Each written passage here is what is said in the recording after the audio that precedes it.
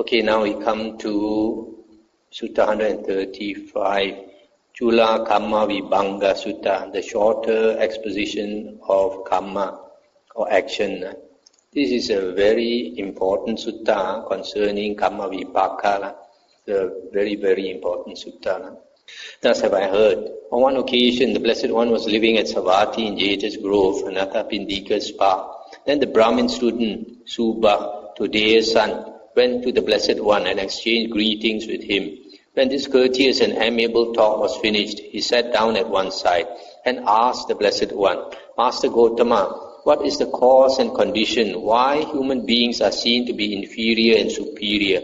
For people are seen to be short-lived and long-lived, sickly and healthy, ugly and beautiful, uninfluential and influential, poor and wealthy, low-born and high-born, stupid and wise.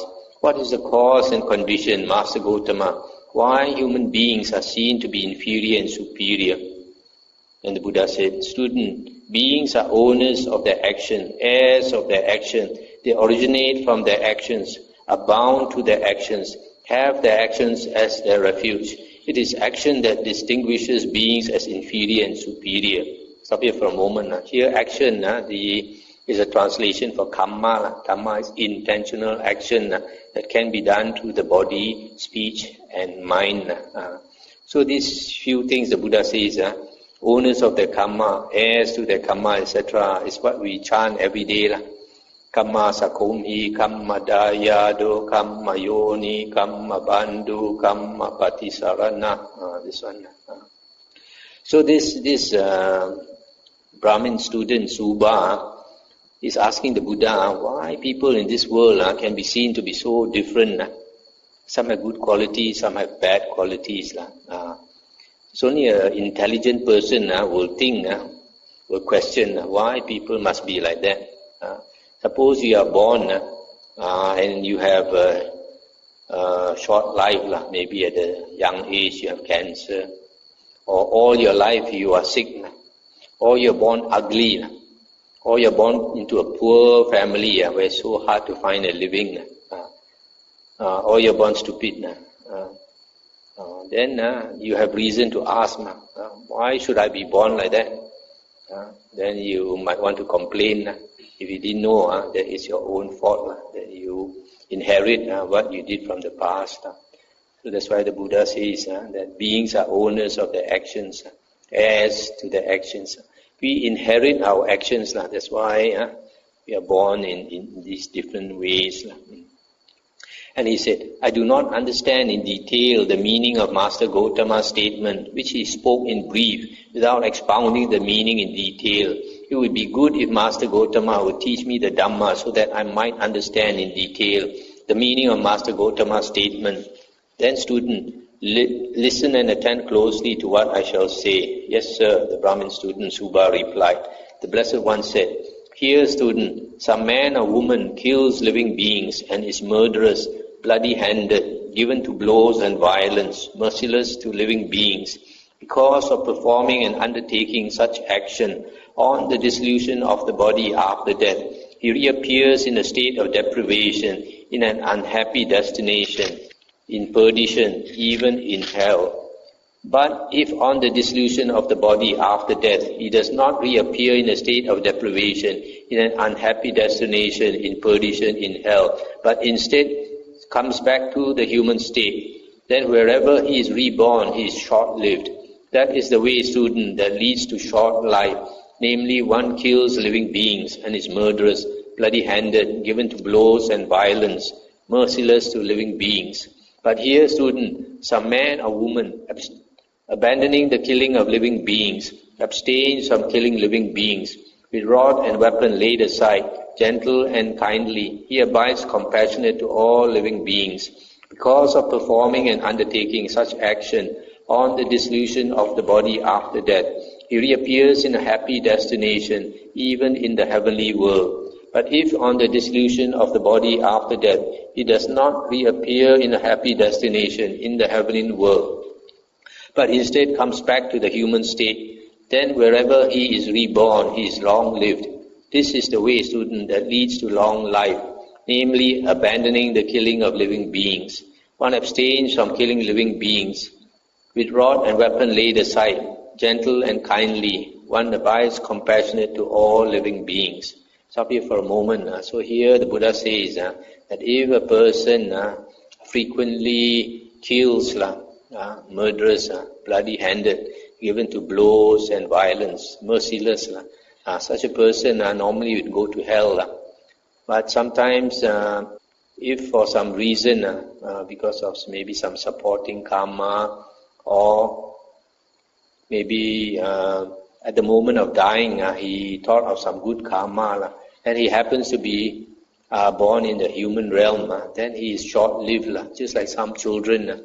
They are born when they are 1 year old or 2 years old or 3 years old. They get cancer, leukemia, and then their life will end. But on the other hand, if a person is compassionate and does not kill living beings, then he will have long life. We can find some people with very long life. Here, students, some man or woman is given to injuring beings with the hand, with a cloth, with a stick, or with a knife. Because of performing and undertaking such action on the dissolution of the body after death, he reappears in a state of deprivation, etc. But if instead he comes back to the human state, then wherever he is reborn, he is sickly. This is the way, student, that leads to sickliness or sickness. Namely, one is given to injuring beings with the hand, with a cloth, with a stick, or with a knife. But here, student, some man or woman is not given to injuring beings with the hand, with a cloth, with a stick, or with a knife. Because of performing and undertaking such action on the dissolution of the body after death, he reappears in a happy destination.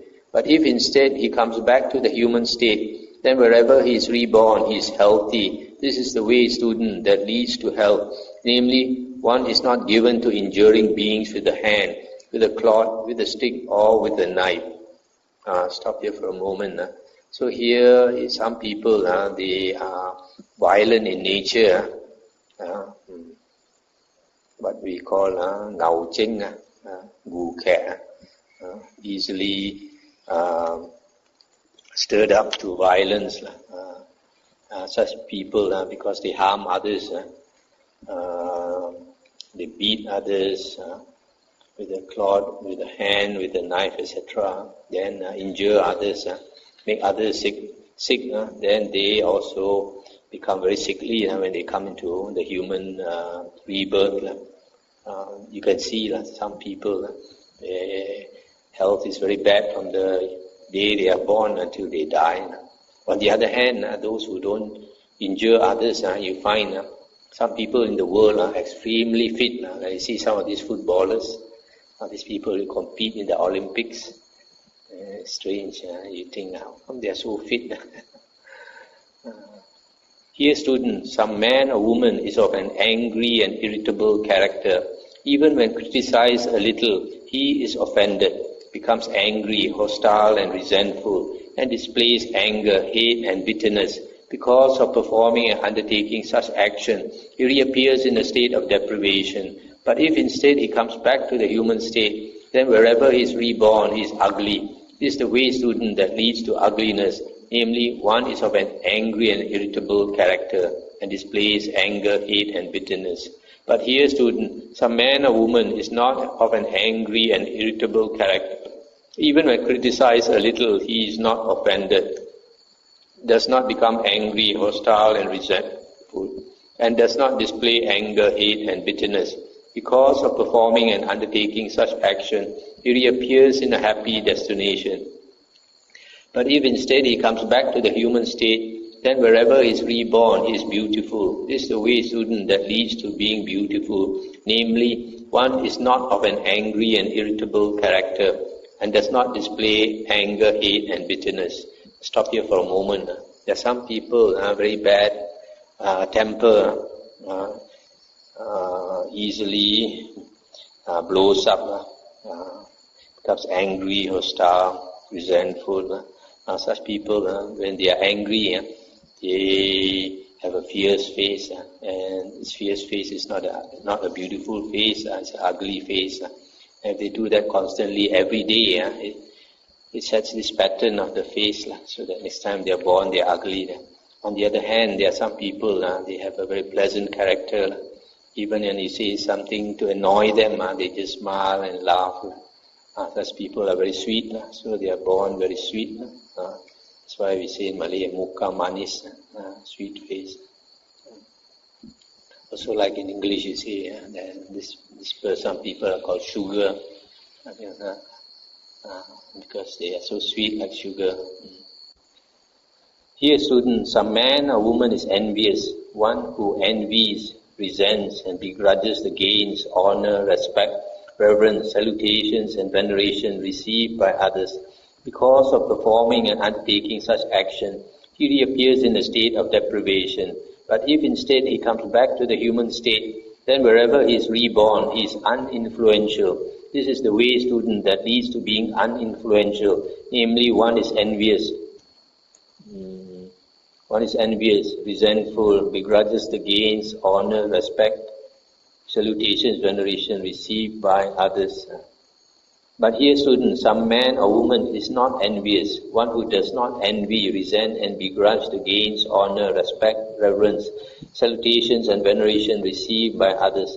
Because of performing and undertaking such action, he reappears in a happy destination.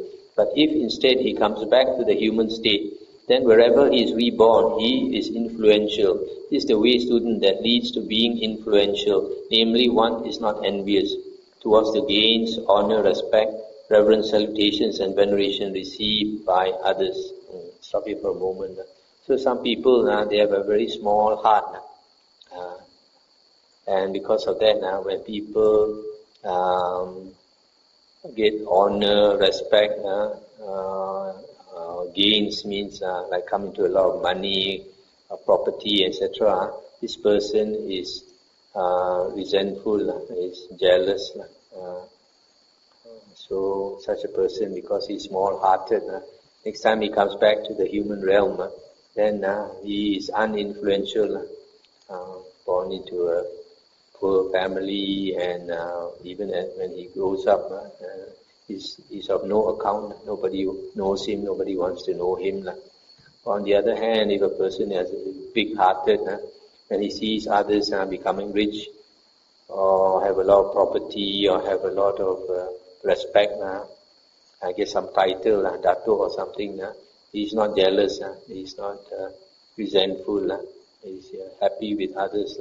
Such a person, when he comes back, he's influential in life. Everybody likes him. He's an influential person. Here, students, some man or woman does not give food, drink, clothing, carriages, garlands, scents, unguents, beds, dwelling, and lamps to recluses or Brahmins. Because of performing and undertaking such action, he reappears in a state of deprivation. But if instead he comes back to the human state, then wherever he is reborn, he is poor. This is the way, student, that leads to poverty. Namely, one does not give food, drinks, clothing, carriages, garlands, scents, unguents, beds, dwelling, and lamps to recluses or Brahmins. But here, students, some man or woman gives food, drinks, clothing, bedding, dwelling, etc. to recluses or Brahmins. Because of performing and undertaking such action, he reappears in a happy destination. But if instead he comes back to the human state, then wherever he is reborn, he is wealthy. This is the way, student, that leads to wealth. Namely, one gives food, drinks, clothing, beds, dwelling, etc. to recluses or Brahmins. Stop here for a moment. So if a person is generous, gives to others what others need, then it's easy to come back to great wealth. When he comes back as a human being, he is born in a wealthy family, or even if he is not born into a wealthy family, when he works, then he becomes very wealthy. And here is mentioned, he gives all these things to recluses or Brahmins, meaning monks or ascetics, because when a person does charity, if the person he gives to is virtuous, then the gift is more meritorious. There's greater blessings. And also if the giver himself is virtuous, is also very meritorious. Also the Buddha mentioned in some sutta that when a person gives, he should be very happy. Before giving he should be happy. While giving also he should be very happy. And after giving also he should be very happy. And because of this happiness, when the wealth comes back to him, he will be very happy and enjoy the wealth. Here, students, a man or woman is obstinate and arrogant. He does not pay homage to one who should receive homage, does not rise up for one in whose presence he should rise up, does not offer a seat to one who deserves a seat, does not make way for one for whom he should make way, and does not honor, respect, revere, and venerate one who should be honored, respected, revered, and venerated. Because of performing and undertaking such action, he reappears in the state of deprivation. But if instead he comes back to the human state, then wherever he is reborn, he is low-born. This is the way, student, that leads to low birth. Namely, one is obstinate and arrogant, and does not honor, respect, revere, and venerate one who should be honored, respected, revered, and venerated. But here, student, some man or woman is not obstinate and arrogant.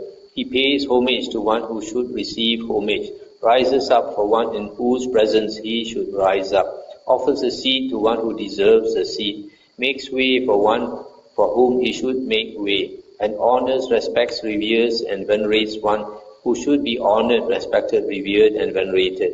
Because of performing and undertaking such action, he reappears in a happy destination. But if instead he comes back to the human state, then wherever he is reborn, he is high-born.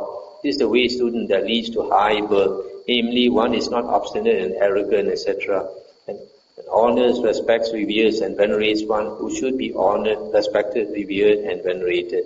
Stop here for a moment. In this world, we can see different people are born in different states. Some are born in the lowest level of society, where the family is poor and looked down by others.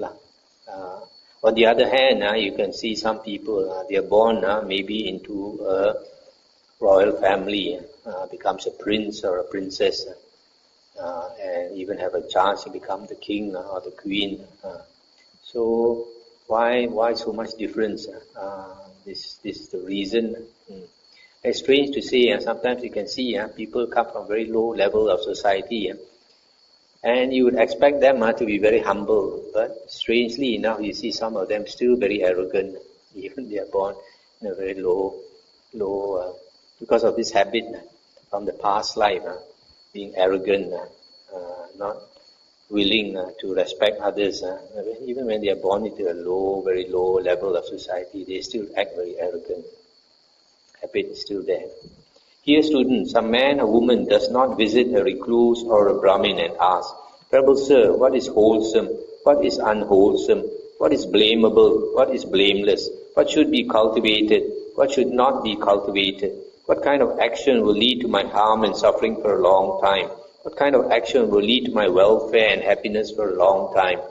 Because of performing and undertaking such action, he reappears in a state of deprivation. But if instead he comes back to the human state, then wherever he is reborn, he is stupid. This is the way, student, that leads to stupidity. Namely, one does not visit a recluse or Brahmin and ask such questions. But here, student, some man or woman visits a recluse or a Brahmin and asks, "Venerable Sir, what is wholesome? What is unwholesome? What is blamable? What is blameless? What should be cultivated? What should not be cultivated, etc.? What kind of action will lead to my welfare and happiness for a long time?" Because of performing and undertaking such action, he reappears in a happy destination.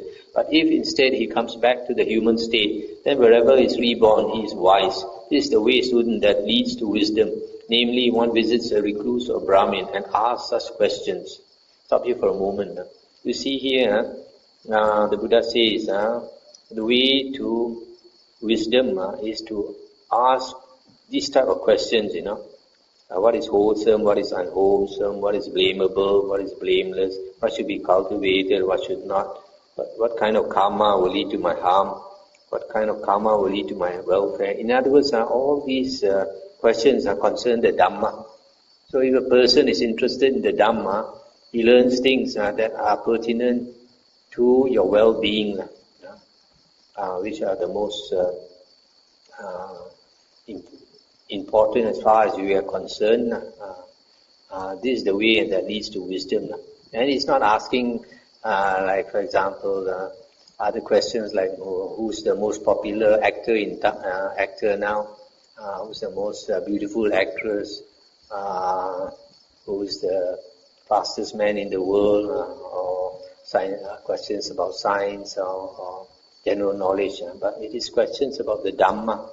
These are important things that we should know in the world concerning karma vipaka and all these things.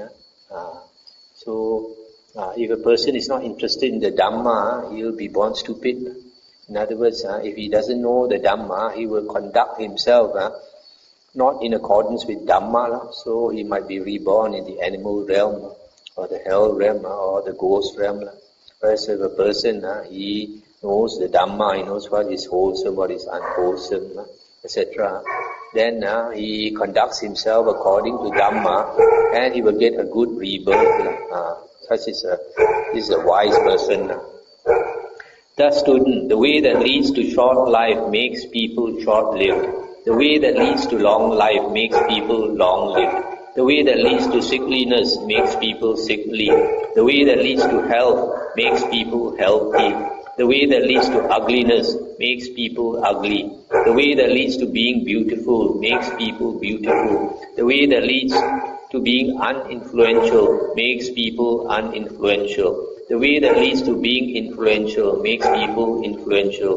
The way that leads to poverty makes people poor. The way that leads to wealth makes people wealthy. The way that leads to low birth makes people low born. The way that leads to high birth makes people high born. The way that leads to stupidity makes people stupid. The way that leads to wisdom makes people wise. Beings are owners of their actions, student, heirs of their actions. They originate from their actions.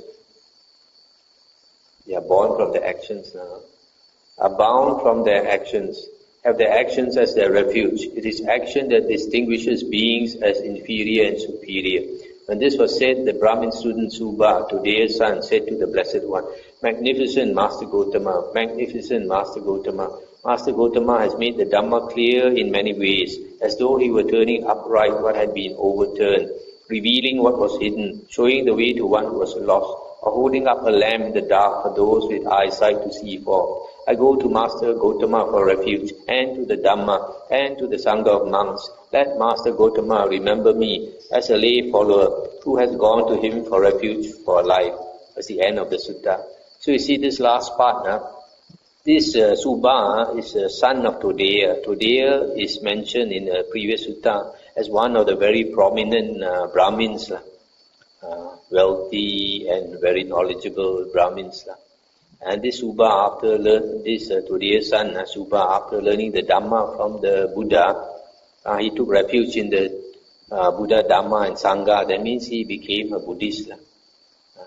So the Buddha, during his time, led many people from different religions into Buddhism. So I stop here for tonight. If you have any things to ask or to discuss, you can discuss.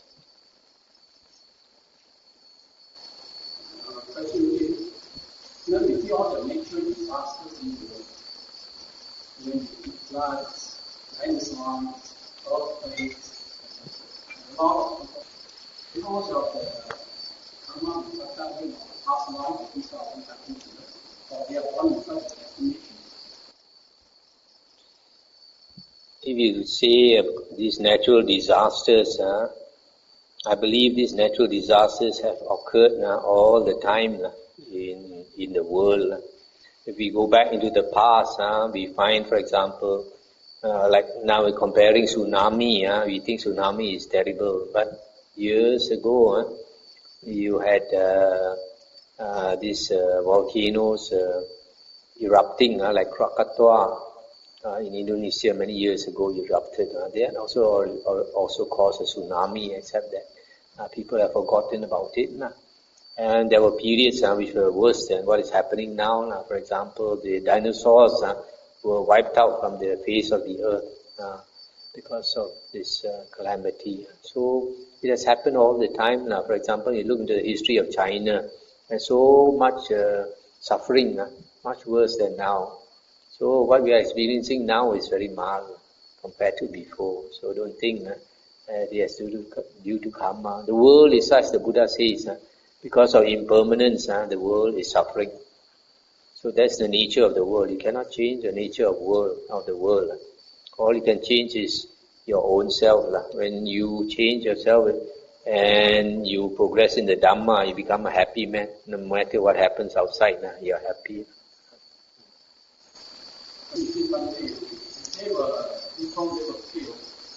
born into such a state, where this sort of things occurs. But we in Malaysia, we are very fortunate. We don't have all these natures of life. Is it because of our karma, or is it just because that we were born in Malaysia, we don't have all these things? It's a combination sometimes. And if you understand the working of karma, you know that even when disasters occur, if your karma is good, you won't suffer so much as somebody whose karma is worse.